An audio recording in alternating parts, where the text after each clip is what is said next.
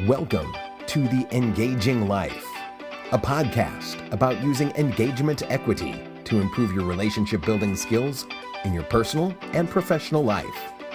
And now, here are your hosts, Brandon Suba and Angela Cheney. Oh, Angela, how's it? I'm not over there. I know. I don't know why I looked here. over yonder off the camera view. Hey, speaking of camera view, have you ever watched the Engaging Life podcast on YouTube? I was just watching it yesterday. Were you really? And of course, all I was doing was looking at myself and judging myself Why judging though? because I'm a woman. And that's what we do. I had a really long day. And Liz put on this awesome surprise celebration for somebody up at church. They're leaving. They've been there for 15 years. So she did this really great thing. And that night I was just done. And she did so do you think everyone had a good time? Do you think Laura was happy? And all these. And I was such a jerk. I'm like, I don't know. You were there. Everyone was happy. And she looked and she goes, you know what? You're done for the day. I'm going to. So I was like, that's probably a good idea. Yeah. Probably a good idea. So that has nothing to do with the topic today. That's amazing. Did you like that got intro? off topic. Yeah. Intro already? Right away. We had an event last night that we were at. That was a lot of fun. Yes. So we decided today would be the engaging life, the hungover edition. Yeah. But I feel fine. I just stayed up later than I needed to. I didn't drink more than I needed to, but I stayed up a little later than We I never needed drink to. more than we need to.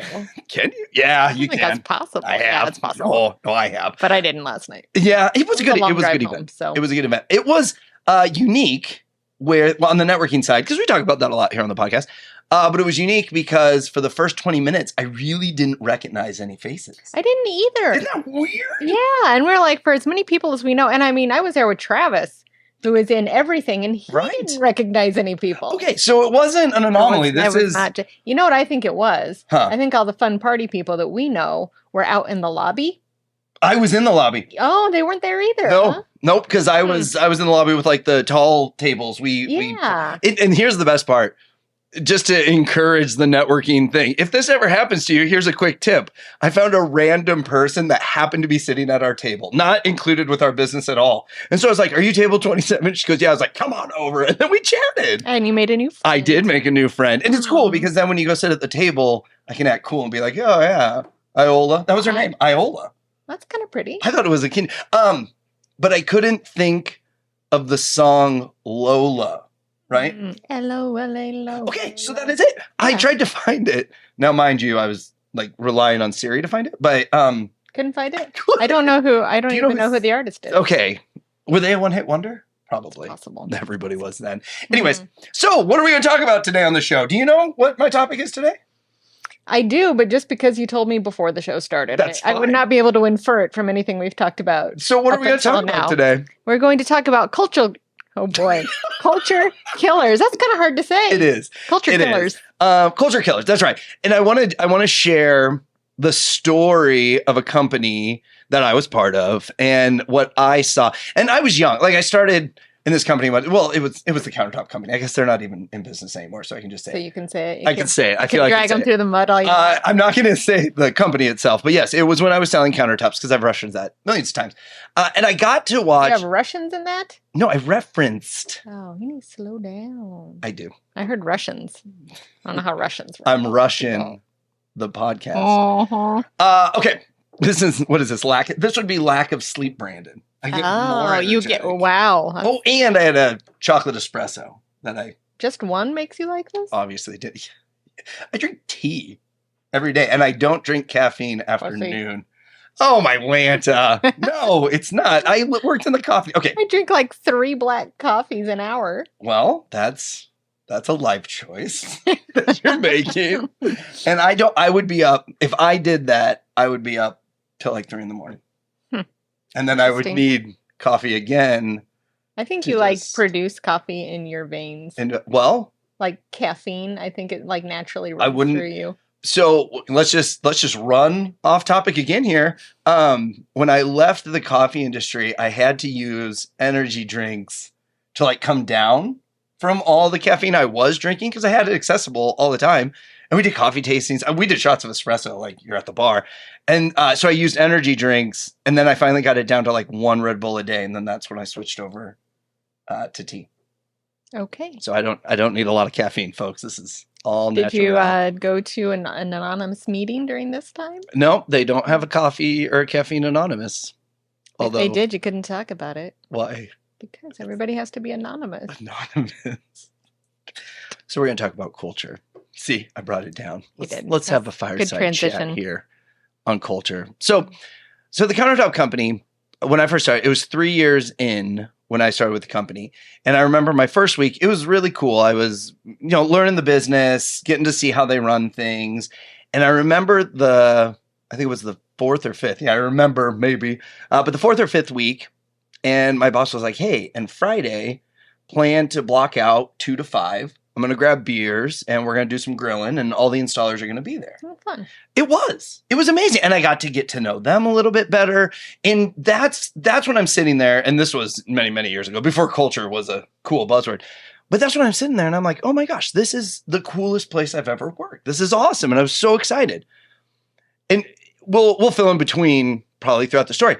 Near the end of it, though, none of that was happening. Mm-hmm.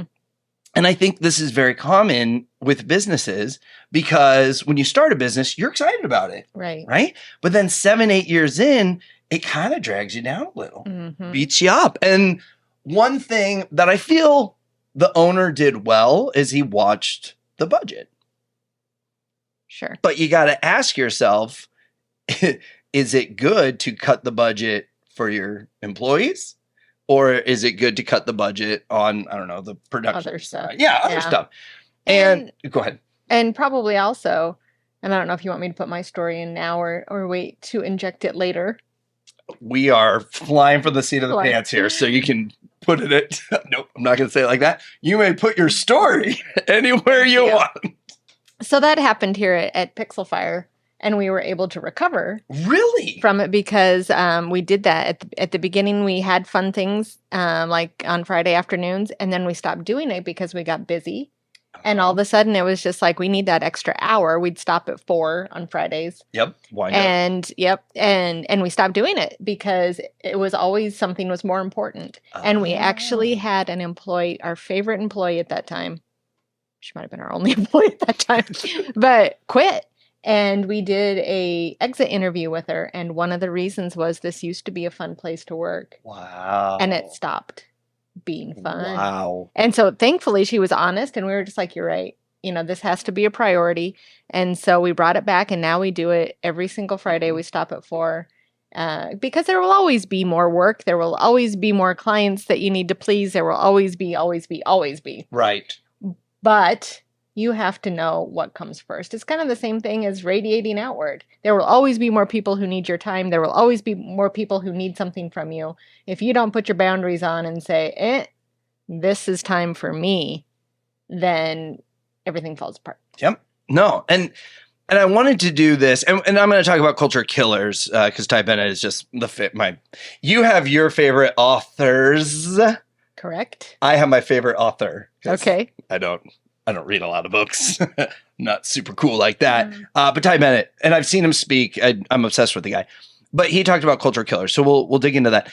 But I wanted to do this topic today because I think that happens to a lot of businesses. Mm-hmm. And how easy is it to get caught up? You guys were caught up in the work piece. Yes.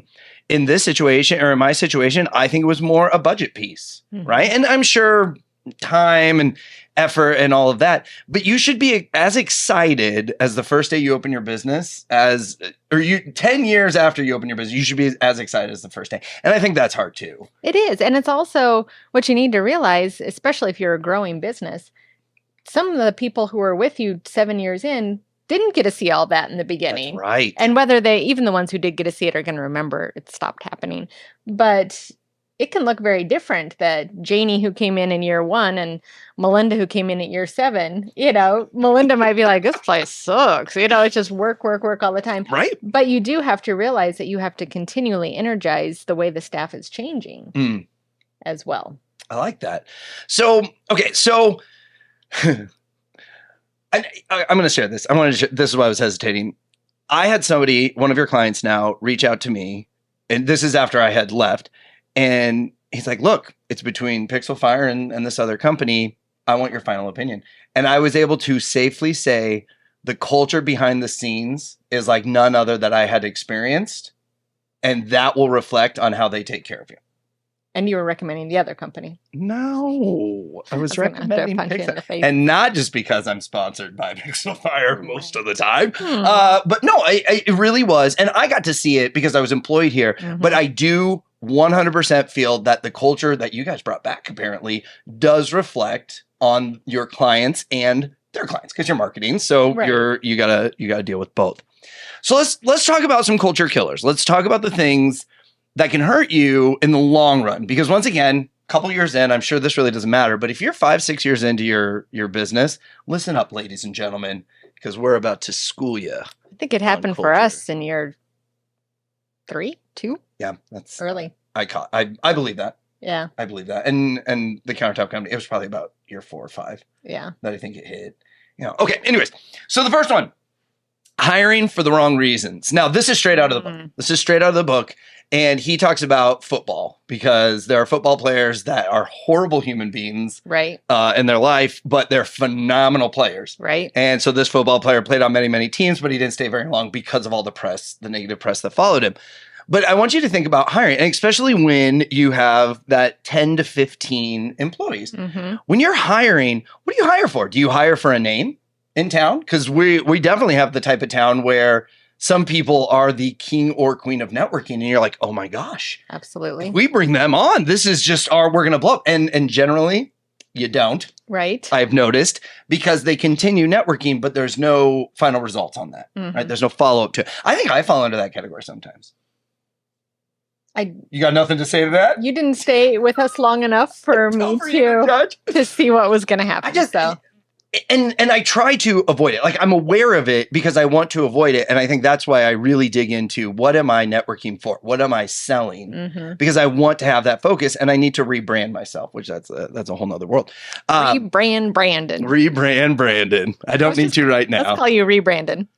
Oh my gosh! Can we do that? That'll be fun. For the rest of this podcast, you betcha. All right. And the next one, if it comes back up, UB2B. Okay, so hiring for the wrong reasons. It blows my mind when someone is employed in an industry, does horrible things and gets a horrible name for themselves, gets fired, and then will go work for another company that does the same thing. Happens all Why? the time. Why does this happen? I would assume there's several reasons. Number one, the other company may not be aware of it because you do get a lot of people, especially in HR, they're not out in the community. That's right. You know, they're just not that type. And so they don't ask the other people who are out and, ask the rest of, hey, we're planning on hiring Joe. What have you heard about Joe? And they could probably tell them right then, Don't because hire Joe. most of the time you don't have the entire staff in on the hiring process. Right. It's usually either just HR or it's the boss in HR or it's just the boss.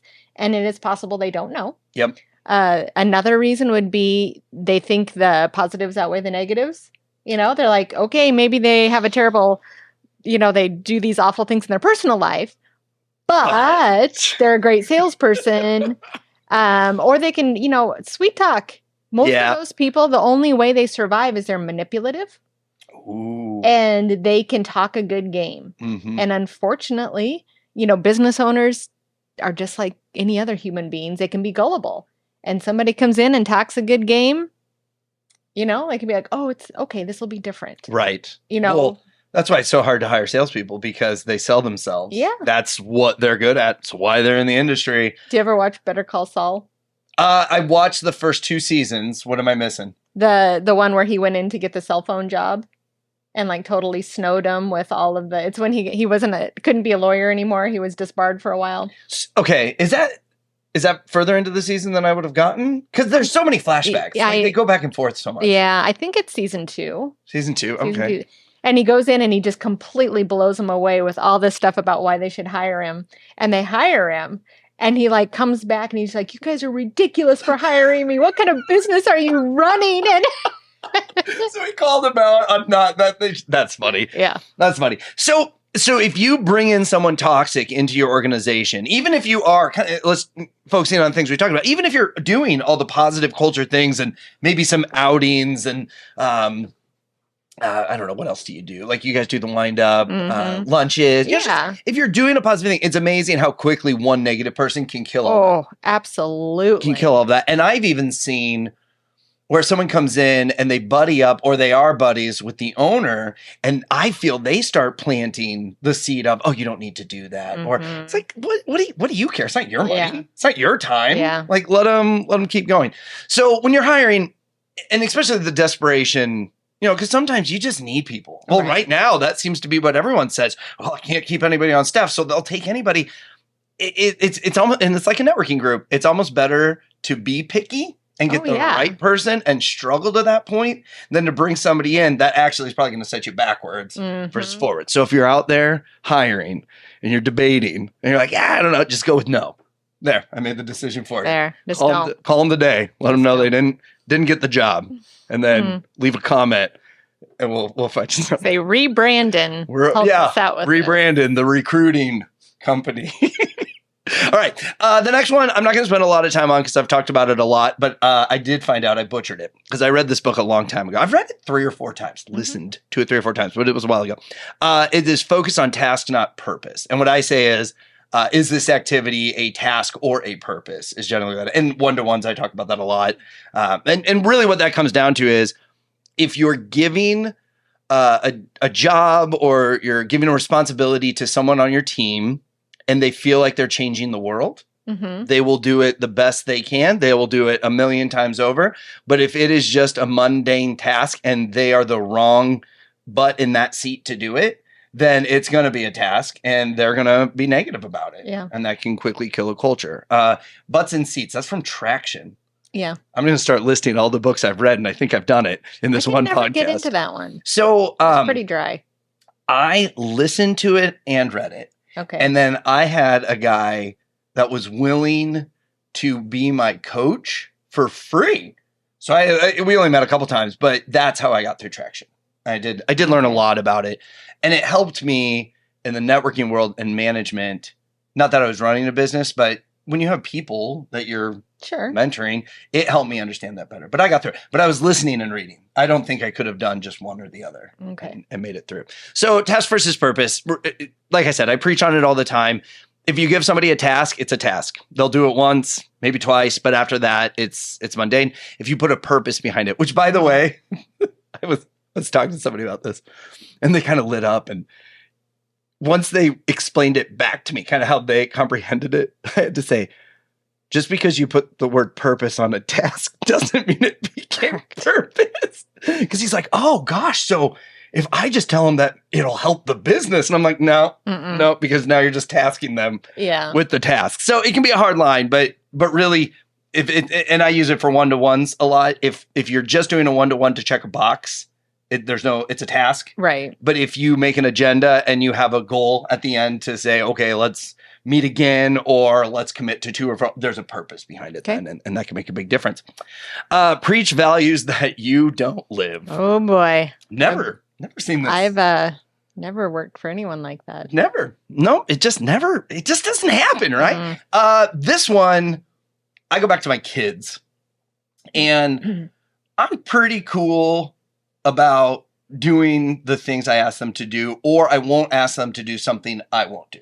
Okay. But where I fail, and my kids are not addicted to electronics, tablets, and phones. Okay. But where I fail is I will limit them and give them times, and then I will be on my phone like the whole time, the whole bedroom routine, right? If Isabel's doing homework, I'll just be scrolling on my phone. If they're taking their showers and getting their jam, I'll just be scrolling through my phone. And that's when I'm trying to get better at it, and I'm not succeeding currently, but that's where, to me, I see the do as I say, not as I do. And I try to avoid that all I can. But when it comes to ownership, you're the leader. You're in the front line. To me, I always found it cool in the medieval shows like Game of Thrones, but the king is up in front fighting. And that's what a good king is.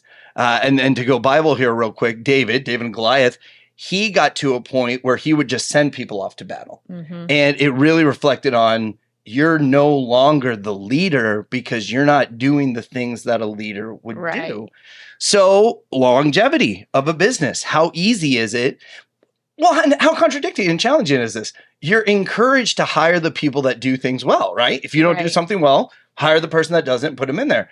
Okay, well, now that's on them. You got it. I don't have to worry about it anymore. Right. When is the tipping point where that is kind of putting it on somebody else versus leading? What you're so number one, I just want to restate that in a different way because Okay. I've heard and this what really resonated with me, and it was you cannot expect someone to grow past your level of growth. Ooh. And this, can be a personal thing. Obviously, everything can be business and personal, but it really got to me for a couple reasons. Both my husband and my daughter, I do that to them sometimes. I'm expecting a higher level of growth from them than what I've achieved, Yeah. and that's not fair. Not only is it not fair, it doesn't work. You know, and so that's kind of the same thing. Is you cannot expect someone to be at a higher or be mad at them for not being at a higher level than you. Mm-hmm. And then back to your point, I think it's very different saying, you are saying preach the values that you live. What you were just talking about was talents. Got it. Okay. And those are very, very different. Absolutely. I am Yep. not going to say that I can do everybody's job in this business because I can't. I Right. can't design websites. I can't put together social media ads. But what I can do is say that our value here is family first. And I can make sure that I leave on the days that my daughter has an event that I need to go to. I can make sure that I am living the values Okay, cool. of the company. Okay, I like that. So once again, speaking to you, and I keep pointing at the camera today. See that? Yeah, we're check us out on YouTube. It's not live. UB2B. The UB2B. If you've listened long enough, you know where that came from. Okay, so anyways, for you that are getting to that point, if you find yourself asking people to do things that you wouldn't do, you might want to check yourself. And I use that in the networking world a lot too, with weekly presentations. Don't stand up and say, the next person you meet with hair, introduce them and send them to my chair because I cut hair. Did that all rhyme? I kind of feel it did. I just used hair a lot in it. Sense. Okay, then Yeah, I'm not making sense. You can't rhyme a word with the same word. That's my biggest pet peeve when it comes to songs. Oh, I'm well, like, that wasn't that a song. doesn't rhyme. It's the same word. I remember when Isabel was learning rhymes, she would do that, and I'm like, nope, not a rhyme. Doesn't work. Just the same word. But okay. Anyways, but people would stand up and they would ask people to do things, and in my head, I'm like, I wouldn't do that, and I bet you don't either. You know what? I see a big thing with networking groups. We won't name names here, but a president who gets angry that everybody's late, but they show up late. Oh, yeah, that happened a lot. Yeah, it's like if you don't want people to show up late, you better get your ass there. Then you show, yeah, early. lead by example. Yeah. So, anyways, I think that one's pretty common. Next one: incentivize the wrong activities. Mm-hmm. And this I see getting wishy-washy because if you don't get the instant gratification on the activities you focused on, then you might think you're doing it wrong. And prime example, taking the team to lunch. Sounds so simple. Mm-hmm. And if you set an environment where it's like, hey, put your computers away, shut it down, let's go grab lunch. We've had a hard week. Let's finish this Friday out. You're not going to see instant results. Everyone's going to have to go back and dig back into it like we have to. But for that hour of calm and happiness and free food, if you're covering it for the team, that can re-energize and get them ready to go to continue the process. Where I think people look at that shiny object and they focus on that, and then they put all this incentive. Well, coming from the sales background, this worked out great. Every time in the countertop world that we had a challenge, right? Whoever closes the most deals in the next 2 weeks gets a $25 gift card, whatever it was. My pipeline would show up. I don't know why, but I won a lot because it would be like, oh, well, I just happen to have 5 closings or 5 deals that are going to close. But then when the competition was over in that next week, oh man, I was bare bones and everyone else was doing great. And I always saw that as you missed the mark because I'm not incentivized at all. And I won. So I don't think that really motivated me. And I know it's hard to kind of dial that in, but I think if you're more aware of what's going on with your sales team, you can make a more effective and incentivize, that's not the right word, incentive Yes. that will fit the masses because we have too many generic ones, right? Whoever makes the most sales in 2 weeks gets this. Whoever does more TPS reports gets this. Like, Right. and now you're falling right back into the task. You're giving somebody a task, and whoever does the task the most gets the reward. So you really want to work with the team. And I remember when we, back in my BNI days, we wanted to motivate growth. And there were 3 options that you could win something Okay. during the visitor day season. And the reason there were 3 is because the original meeting was, we're going to do the whichever chapter has the most growth, yada, yada, this number, they get this. And I'm like, that doesn't motivate me. Because what's going to happen is there's some Yahoo that's going to blow it out of the water the first 2 weeks and I'm done. Well, chapter done. I go, we need to have something that's more simplistic. And so there were 3 tiers of incentive. And it was 100%. It was almost the audio, visual, and kinesthetic. Like, Yes. it was 3 different feelings.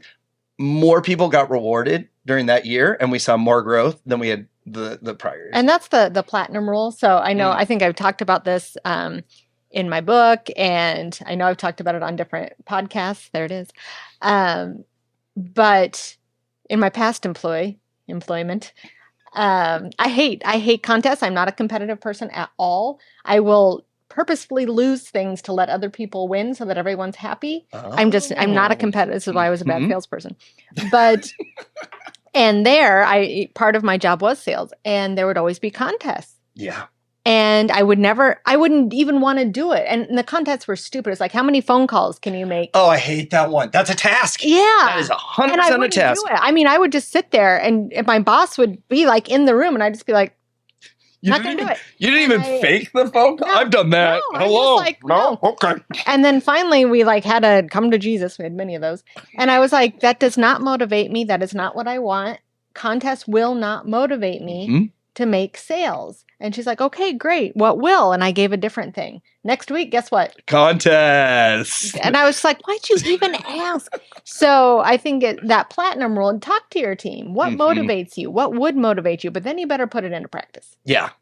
Well, and so in your case now, they just didn't listen. I think there's some business owners, sales managers that don't want to have the conversation. They just absolutely. assume they know, or it's what's good for them. Yeah. And then they put it on the team. Well, that's what this was. She could not get out of her own head. Yep. They motivated her. Yep. And she did make sales for the company. She could not, many different ways, get out of her head and say, maybe other people think differently from me. No way. Yeah. Okay, for sake of time, well, because I had another story that popped in my head, but we're going to move on. So the last one, not investing in your culture. And that one, to me, kind of rounds out the whole thing, because what I said is we started the culture with having grill outs, beer after work, all of that, and it evolved to nothing. Oh, a Christmas party, right? Then it's all at once. And I just don't think that that's going to trail you for a whole year of excitement. Right. And that's that's expected. Yeah. That's not really. That's not in addition to. That's almost the like if baseline. you don't do it. You have to. I say that when we didn't do it last year because we had to reschedule 5 different times. And then finally it was just like, fuck it. It gets so hard. And how many Christmas parties are in January now? And that's what we tried to do, yeah. Yeah. And it just keeps, well, hey, there's always March next year.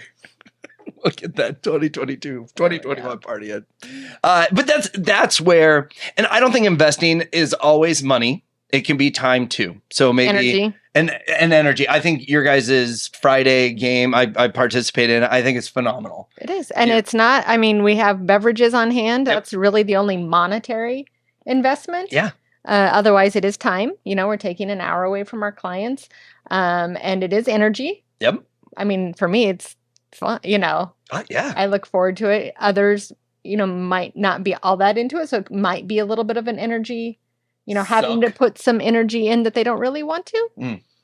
But I don't think any of us has ever regrets spending that time together. Nope, I would agree. So remember, investing is not just money, because I think a lot of times we get in our head, I think employees do it too. If you're not spending money on me, I'm just another number. I'm just a paycheck. But the more effort and time you give them, the less that's going to sit in their head because they're going to feel rewarded with what you've provided them, even if it's not a written check or buying them stuff and all that. So you can be creative.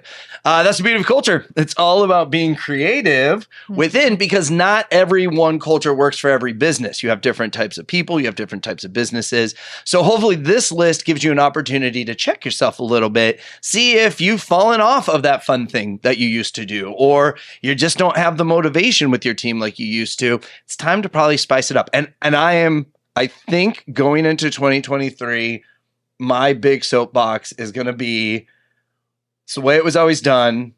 We got thrown into a pandemic. This is the new way. But we're starting to see people go back to, well, yeah, but now we can go back to the way it was always done. And I don't think we should do that. We got a reset button. A lot of us did. And I think there was a great opportunity to do that. So check yourself before you wreck yourself. And that is my closing argument for the podcast today. Fantastic. Hey, give us a like, give us a share, leave reviews. How many stars do we like? We like 5. You got to say it for the mic. I put up 5 fingers. 5. Check us out on YouTube. Subscribe. Please. Subscribe. Because the more subscribers we get, the more you get this in your inbox daily. Not daily, weekly. As we rock the Engaging Life podcast. So we look forward to talking to you on the next podcast.